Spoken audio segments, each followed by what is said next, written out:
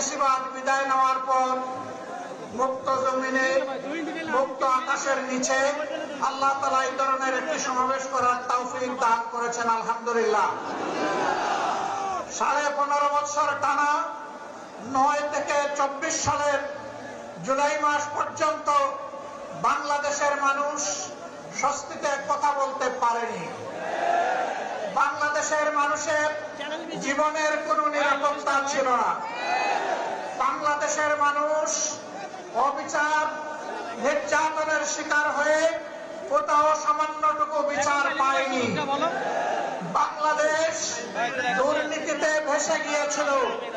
দেশের টাকা লুণ্ঠন করে বিদেশে পাচার করা হয়েছিল।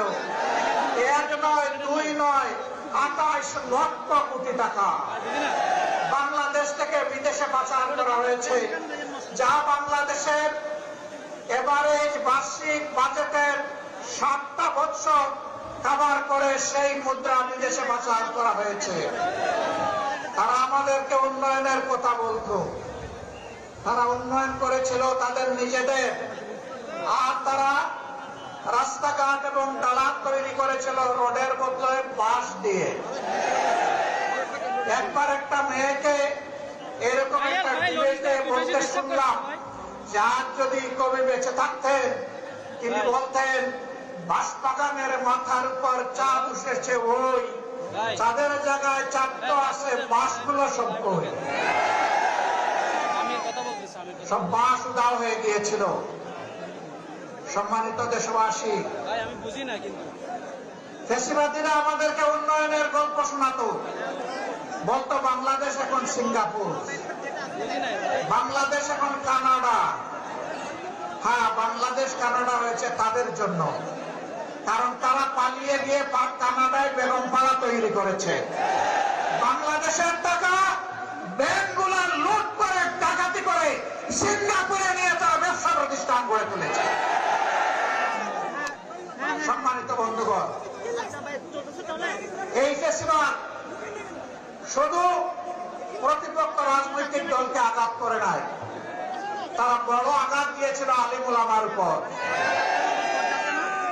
হেফাজতে ইসলামের নেতারা সারা দেশে অন্যায়ের বিরুদ্ধে প্রতিবাদ করেছিলেন। আল্লাহ এবং আল্লাহ রসুলের বিরুদ্ধে কিছু সংখ্যক বেয়াদব প্রকাশ্যে চর্চা করেছিল। তাদের জবাব দেওয়ার জন্য শান্তিপূর্ণভাবে রাজধানীতে তারা একত্রিত হয়েছিলেন। 13 সালের 5 মে সেখানে বর্বর হামলা চালিয়ে রাতের অন্ধকারে অসংখ্য মানুষকে খুন করা হয়েছিল।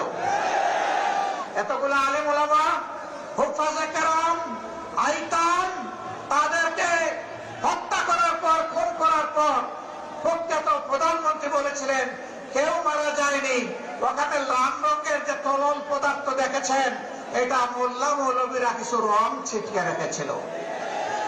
লজ্জা!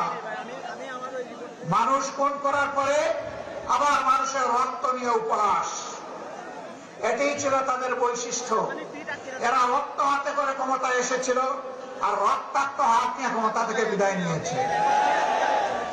তারা ক্ষমতায় এসেছিল 9 সালে ফেব্রুয়ারি মাসের 25 এবং 26 তারিখ ঢাকার পিলখানায় তৎকালীন প্যারামিলিটারি বিডিআরের হেডকোয়ার্টারে 2 দিনে 57 জন প্রতিশ্রুতিশীল দেশপ্রেমিক 14 সামরিক অফিসারকে তারা হত্যা করার মাধ্যমে তাদের হত্যার অভিযান শুরু করেছিল।